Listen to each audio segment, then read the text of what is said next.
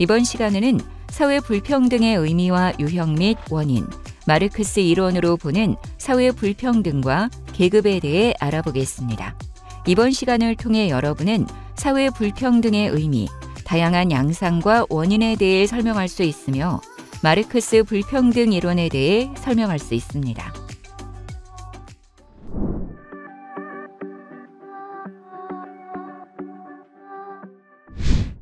안녕하세요. 반갑습니다. 간호학과 김희진 교수입니다. 오늘은 사회 불평등과 계급, 계층에 대해서 이야기를 나누도록 하겠습니다. 사회를 이해하는 데 있어서 중요한 것이 불평등이라고 하는 게 있습니다.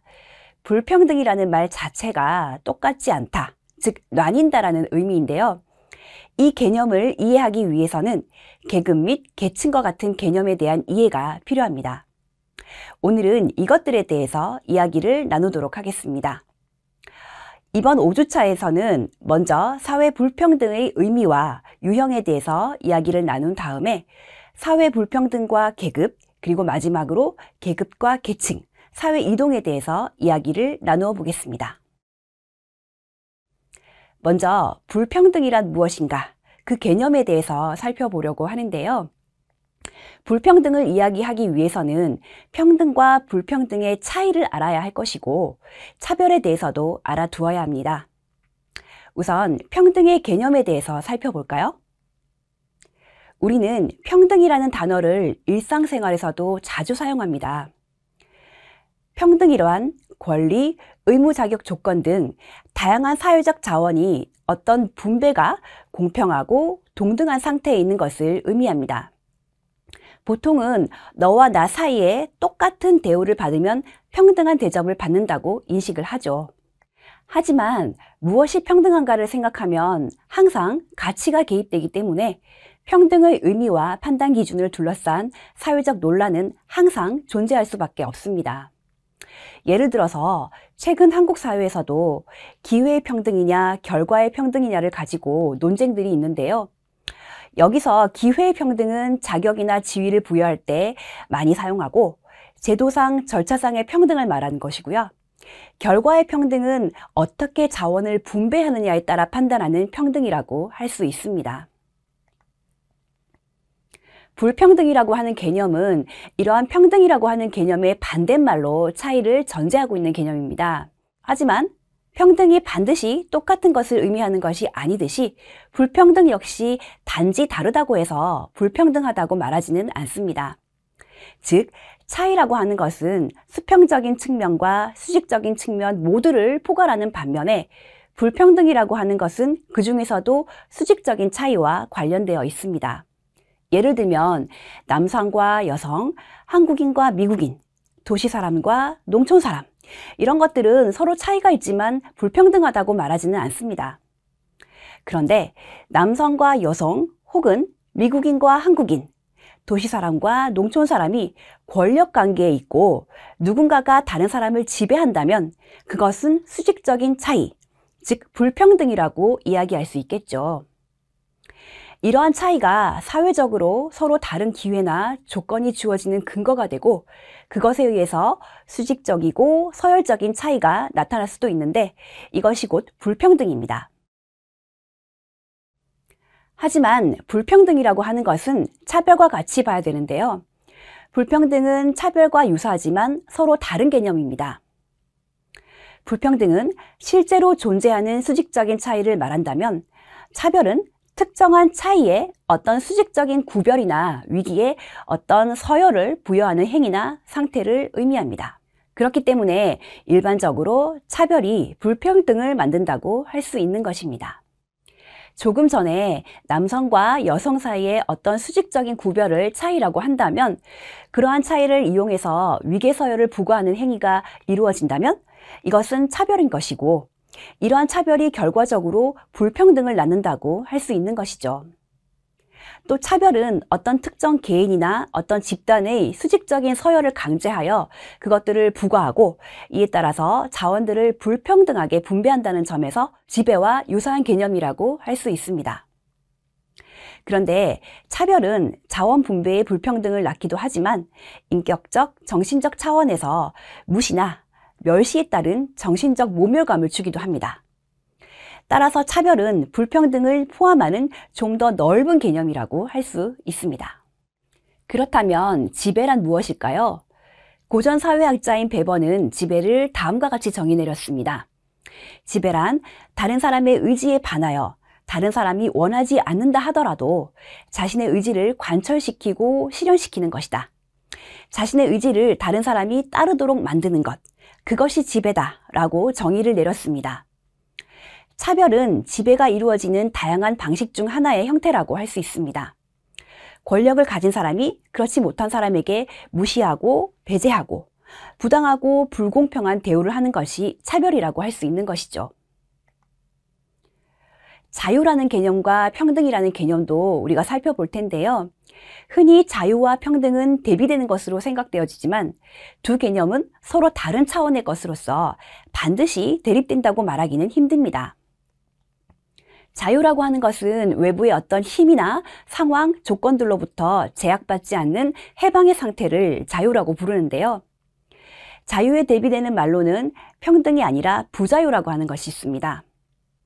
압박이나 억압, 구속, 간섭, 그리고 강제에 의해서 내가 원하는 바대로 행동하거나 생각하지 못하는 상태, 이것을 부자유라고 합니다.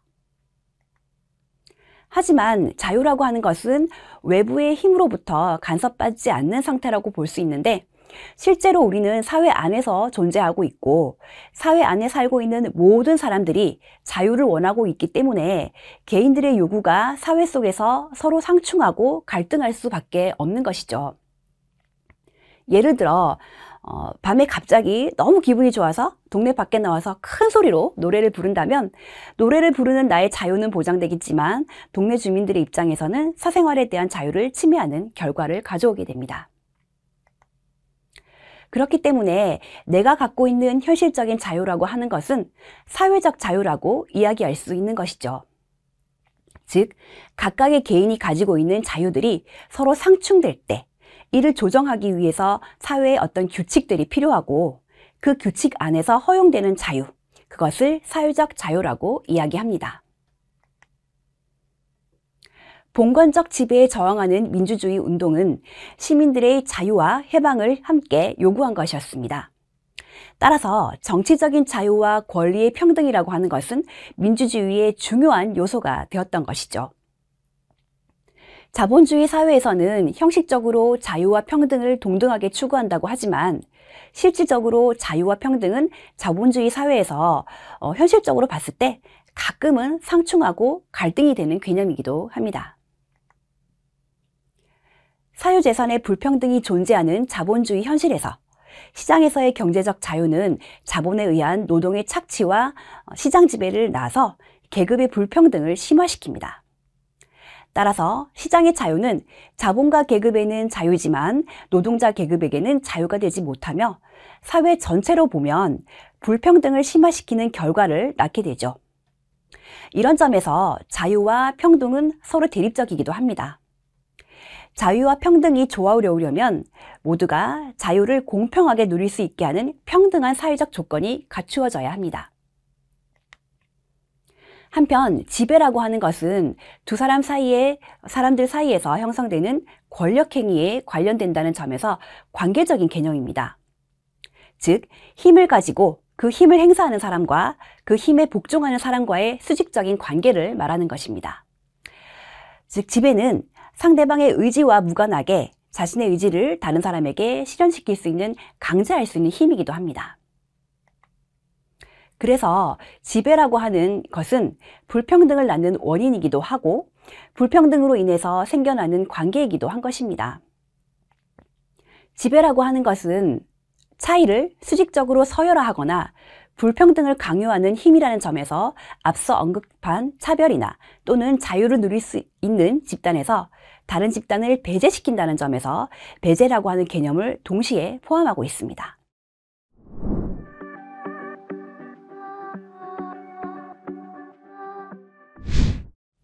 다음으로 자연적인 불평등과 사회적 불평등을 살펴볼까요? 계몽주의 사상가인 루소는 불평등을 자연적인 불평등과 사회적 또는 정치적 불평등으로 구분했습니다. 그리고 이 두 불평등 사이에는 필연적인 연관성은 없다고 설명을 했습니다. 여기서 자연적인 불평등은 사람이 선천적으로 태어날 때부터 가지고 있는 차이에서 만들어지는 불평등을 의미하는 것이었습니다. 예를 들어서 태어날 때부터 가지고 있는 지능의 문제 혹은 신체적인 차이의 문제, 이런 것들로부터 발생되는 불평등을 이야기하는 거죠. 사회적 불평등은 태어난 다음에 후천적으로 만들어지는 불평등의 속성을 가리키는 개념입니다. 서양의 근현대 사상가들은 자연적 불평등과 사회적 불평등이 다름에도 불구하고 자연적인 불평등 역시 많은 부분이 사회적으로 평가되고 규정된 것이라고 봅니다. 즉, 자연적 불평등은 자연적인 차이에서 발생되었지만 사회적인 인식에 의해서 서열화된 것이라고 말할 수 있는 것이죠. 우리가 태어날 때 키라든가 지능이라든가 외모라고 하는 것은 그냥 차이일 뿐입니다. 어떤 사람은 키가 작고 어떤 사람은 키가 큰 것이 어떤 위계를 바로 이야기하는 것은 아니라는 거죠. 하지만 한 사회가 갖고 있는 키, 외모에 대한 특징적인 인식이 불평등을 나누는 중요한 기준이라고 한다면 사회적인 것이 자연적인 차이에 대해서 불평등을 만들어내는 것이죠. 즉, 자연적 차이에 서열을 부과하는 것은 원래부터 존재하는 기준들이 있었던 것이 아니라 결국 사회가 스스로 만들어낸 기준에 의해서 위계관계에 서열을 부과하는 것이라고 할 수 있는 것입니다. 따라서 우리 사회에서 그냥 자연적으로 발생되는 불평등이라고 하는 것은 존재하지 않다는 것이죠. 다음으로 알아볼 개념은 소유불평등과 기회불평등이라는 것입니다. 소유불평등은 돈, 재산 등 경제적인 분화, 권력, 명예, 지위, 재능, 미모 등 희소한 자원을 얼마나 가지고 있느냐와 관련된 불평등입니다. 누가 더 잘 사느냐, 누가 더 못 사느냐, 누가 권력을 더 많이 갖고 있느냐, 누가 더 권력을 적게 갖고 있느냐, 그것으로부터 배제되느냐, 이것과 관련된 불평등을 이야기하는 것입니다. 다음으로 기회불평등이 있는데요. 이것은 애초에 처음부터 어떤 활동이나 일을 할 수 있는 권리, 자격 기회가 누구에게 얼마나 더 주어지느냐와 관련된 불평등입니다. 예를 들어 노동시장 한국에서 한국인이 가지고 있는 일할 수 있는 권리와 외국인 노동자, 이주민들이 일할 수 있는 권리라는 것이 다르겠죠. 여기서 기회의 불평등이 생기는 것입니다. 현대의 사회에서 많은 사람들에게 기회가 공정하게 주어진다고 해도 개인적인 능력이라던가 개인의 노력에 의해서 결과들이 달라지는데요. 결국 이 결과는 소유의 불평등에 기인하는 것입니다. 이 소유 불평등은 기회만 공정하다면 결과는 개인이 감수하는 것이 당연한 것이라고 생각되는 경우가 많은 것 같습니다. 하지만 자본주의 사회에서 계급에 따른 소유 불평등이 존재하는 한 형식적으로 기회의 평등이 주어진다 하더라도 실질적으로는 평등한 기회를 모든 사람들이 누리기는 쉽지가 않습니다. 즉, 현대사회에서는 얼핏 보면 기회의 평등이라고 하는 것이 형식적으로 누구에게나 열려있는 것처럼 보이지만 실질적으로는 개인의 물질적인 조건 형편에 따라서 기회를 더 많이 가져가는 사람도 있고 그것으로부터 배제되는 사람도 발생할 수밖에 없는 것입니다. 그래서 형식적으로 누구에게나 열려있는 평등은 우리가 형식적 평등이라고 부르고 현실에서 발생할 수밖에 없는 불평등은 실질적 불평등이라고 부릅니다. 과거에 비해서 현대사회에서 기회 불평등이 많이 줄어든 것은 사실입니다. 하지만 기회가 동등하게 주어진다 하더라도 기회를 실현하는 과정에서 불평등이 지속적으로 발생할 수도 있는 것이죠. 어떤 경우에 이런 일이 발생할까요? 모든 사람에게 교육의 기회가 동등하게 주어졌다 하더라도 어떤 사람들은 부모의 사회 경제적 위치 때문에 훨씬 더 많은 자원을 사용해서 사교육도 받고 더 많은 시간을 공부하는 데 투자할 수 있을 것입니다. 또 어떤 사람들은 부모가 하층민에 속하기 때문에 사교육을 받지 못하고 스스로 자신의 교육비를 벌어야 되고 교육비 이전에 생활비를 벌어야 되기 때문에 공부할 수 있는 시간이 줄어들 것입니다. 그래서 기회를 실현하는 과정 중에서 불평등이 발생할 수도 있는 것이죠. 한편으로는 기회를 얻어서 열심히 노력을 했는데도 그 대가가 공정하게 주어지지 않는 경우가 있는데, 이것을 기회의 불평등과 구분해서 과정의 불평등 또는 결과의 불평등이라고도 할 수 있는 것이죠. 예를 들면 자본가와 노동자와의 계약관계는 자본 소유와 불평등을 안고 출발하는데, 이것은 출발선에서의 소유 불평등이라고 할 수 있는 것이죠. 처음부터 소유의 차이에 의해서 재산을 어느 정도 가지고 있느냐의 차이에 따라서 출발선에서부터 불평등이 발생하는 것이죠. 노동자들은 노동 과정에서 아무리 열심히 일을 한다 하더라도 정해진 임금만 받게 되는데요. 노동량에 상응하는 공정한 대가를 받지 못한다는 점에서 착취라는 것이 발생할 수 있습니다. 결국 노동자들은 노동의 결과가 공정하게 주어지지 않는다는 점에서 결과의 불평등을 경험할 수밖에 없게 됩니다. 이것은 반복적인 노동 과정에서 생겨나는 불평등이라는 점에서 과정의 불평등이라고도 할 수 있는 것이죠. 다음으로 사회의 구조적 불평등이라는 개념에 대해서도 이야기를 나누겠습니다. 불평등의 원인은 개인적 원인과 사회 구조적 원인으로 구분할 수가 있습니다. 한 사회에서 모든 사람들이 동일한 조건에서 동일한 기회가 주어지는 상황에서 개인들 간의 불평등이라고 하는 것이 발생이 된다면 그 불평등의 원인은 개인의 능력이나 노력의 차이에 의한 개인적인 원인에 의한 불평등이라고 이야기할 수 있겠죠.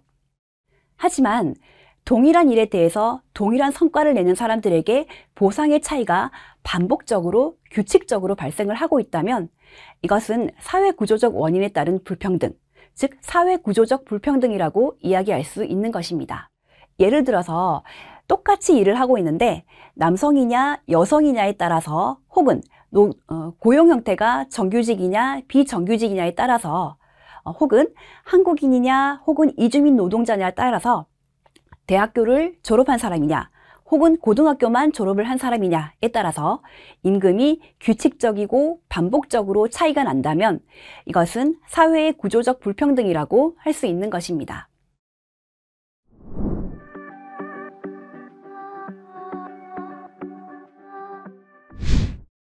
다음으로 사회 불평등과 계급에 대해서 이야기해 볼까요? 사회 불평등은 불평등의 원인이 되는 사회적 자원들, 즉 부, 권력, 명예에 따라서 구분할 수 있는데요. 먼저 경제적인 불평등이 있습니다. 흔히 빈부격차라고 하는데 이것은 다시 소득의 불평등과 재산 소유의 불평등 혹은 생활 양식의 불평등으로 구분할 수 있습니다. 생활 양식의 불평등은 의식주나 소비와 관련된 생활 수준에서 격차를 보이는 것으로서 일반적으로 소득 불평이나 재산 불평등의 결과라고 할 수 있습니다. 정치적 불평등은 누가 권력을 가지고 있느냐, 누가 자신이 원하는 바대로 훨씬 더 사회 정책이라든가 중요한 결정들을 만드는데 더 많은 영향력을 행사하는가에 의해서 권력 불평등이라고 이야기를 합니다. 또 사회문화적 불평등은 지위나 자격, 명예, 교육의 기회와 수준, 지식 소유 등과 관련된 사회생활의 기회라든가 수준에서의 불평등입니다. 또 불평등은 드러나는 구체적인 특성이나 영역에 따라서 계급의 불평등, 성불평등, 교육 불평등, 지역 불평등, 인종 불평등으로 구분되기도 합니다. 그런데 사회 불평등을 구분하는 것도 중요하지만 더 중요한 것은 이러한 불평등 사이에 굉장히 많은 불평등이 존재를 하는데 각자의 이 불평등 등이 어떤 관계를 맺고 있는가 보는 것도 중요하다고 할 수 있는 것이죠. 마르크스는 인류의 역사와 사회를 유물론적 관점에서 이해하려고 했습니다. 우선 인간들은 생존을 유지하기 위해서 하루하루를 먹고 살아야 하고 번식을 통해서 세대를 이어가야 합니다. 그래서 무엇보다도 물질적, 경제적 조건을 중요하게 여겼는데요. 경제가 가장 중요하다고 생각되는 유물론의 입장에서 본다면 경제적 불평등, 즉 재산을 얼마나 많이 가지고 있느냐가 정치적 불평등인 권력을 얼마나 많이 갖고 행사할 수 있는가, 어떤 사회문화적 불평등 사유로부터 누가 더 많은 명예를 가지고 있는가가 중요한 기초가 된다는 점을 강조합니다. 즉, 경제적 불평등이 정치적 불평등이나 사회문화적 불평등을 낳는다고 하는 것이 유물론적인 입장입니다. 반면 베버는 다원론적 입장을 강조하였는데요. 이는 각각의 다양한 불평등이 서로 영향을 주고받기는 하지만 각자의 불평등의 원인들은 따로 있기 때문에 불평등이 서로 어떻게 차이가 날까? 이런 것들에 주목해야 된다고 보는 입장이 다원론적 입장입니다. 먼저 유물론적 불평등 이론에 대해서 조금 더 이야기를 나누어 보겠습니다. 물질적인 재생산을 위해서 사람들이 서로 재산과 일을 분배하고 생산물을 분배하는 경제적 관계를 생산관계라고 합니다. 그런데 이 생산관계는 생산수단의 소유와 생산물을 분배를 둘러싼 지배와 종속관계를 내포하는데 각자 지배하는 그룹과 그것에 종속되는 그룹을 계급이라고 부르고 그런 계급 간의 관계를 계급관계라고 부릅니다. 마르크스는 물질적인 조건의 재생산을 통해서 인간의 생존을 유지시키는 생산관계가 한 사회의 토대가 된다라고 보았습니다. 경제적인 것이 정치적인 것, 사회적인 것, 생활적인 것들 위에 모든 것들을 결정짓고 영향을 준다라고 한 것이죠. 그렇기 때문에 유물론적 관점에 근거를 한다면 정치적, 이데올로기적, 문화적, 그리고 모든 불평등 등은 기본적으로 경제적 불평등으로부터 나온다라고 보는 것입니다. 자본주의 사회에서는 이 경제적 불평등은 자본을 소유하는 유산계급, 즉 부르주아지와 그렇지 못한 무산계급, 즉 프롤레타리아트로 구분되는 것입니다. 자본가 계급은 자본을 소유하면서 노동자들을 고용하고 그 노동력을 착취하죠. 노동자 계급은 생산수단을 소유하지 못하기 때문에 생활을 하기 위해서 노동을 해야 임금을 받습니다. 그래서 자본가 계급과 노동자 계급은 서로 불평등할 수밖에 없다라는 것입니다. 하지만 자본가 계급과 노동자 계급만 존재하는 것이 아니라 그 사이에는 소자본가 계급이 존재를 하는데요. 이들은 생산수단을 소유하지만 그 생산수단의 소유가 너무 미미하기 때문에 직접 노동을 해서 생활을 해야 되는 사람들입니다. 이 사람들은 자본가 계급과 노동자 계급 사이에서 어떨 때는 착취당하기도 하고 또 어떨 때는 착취하기도 하는 그런 집단입니다. 다음으로 계급과 계급의식에 대해서 설명할게요. 각각의 계급들은 자본주의 사회에서 크게 세 가지로 나뉘는데요. 그 계급들 사이에서 다시 세부적으로 다양한 집단들이 존재할 수 있습니다. 그렇다면 계급의식이란 무엇일까요? 마르크스는 각 계급은 집단적인 동료의식이나 다른 계급에 대한 적대의식과 같은 계급으로서의 자기의식이 형성된다고 보았습니다. 자본가 계급은 자신만의 자본가 계급의식이 있을 것이고 노동자 계급은 자신만의 노동자 계급의식이 있을 것이다라고 마르크스는 이야기한 것이죠.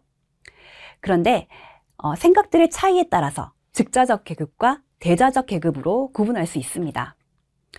객관적으로 생산관계 속에서 특정한 계급 위치에 속해 있지만 주관적으로는 자신의 그 계급에 속해 있다고 생각하지 못하는 사람들을 우리는 즉자적 계급이라고 부릅니다. 반대로 계급으로서의 자기의식을 가지고 있는 계급들, 이것을 대자적 계급이라고 부릅니다. 마르크스는 진정한 계급은 대자적 계급이라고 했는데요. 왜냐하면 자신이 어떤 계급에 속해 있는지를 뚜렷하게 인식을 해야만 사회적 모순들과 사회에서 발생된 불평등을 해결할 수 있다라고 생각을 했기 때문이죠. 그리고 그런 계급의식을 가져야만 사회를 변혁하려 하는 주체적이고 집단적인 실천이 발생될 수도 있기 때문에 마르크스는 대자적 계급을 굉장히 중요하다고 보았습니다. 종합적으로 본다면 마르크스의 계급 이론은 단순히 소유나 분배에서의 불평등에 따른 계급 분류를 넘어서 경제적 관계의 기초에서 정치적, 이데올로기적 사회관계들이 상호작용을 하면서 계급 형성과 계급 투쟁을 통해 한 사회가 재생산되고 변형되는 역사적 과정을 역동적으로 설명하기 위한 이론이라고 할 수 있습니다. 즉, 어떤 계급적인 불평등을 근거로 해서 정치적, 사회적, 사회생활적인 불평등이 만들어진다고 주장을 했습니다. 그래서 이것이 계급투쟁을 통해서 불평등 등이 해소된다고 한 것입니다. 이번 시간에는 사회불평등의 개념과 마르크스의 유물론적 불평등 이론에 대해서 학습하였습니다. 다음 시간에는 이어서 베버의 이론과 계급과 계층에 대해서 살펴보겠습니다. 수고 많으셨습니다. 이번 시간에 학습한 내용을 확인해 보시기 바랍니다.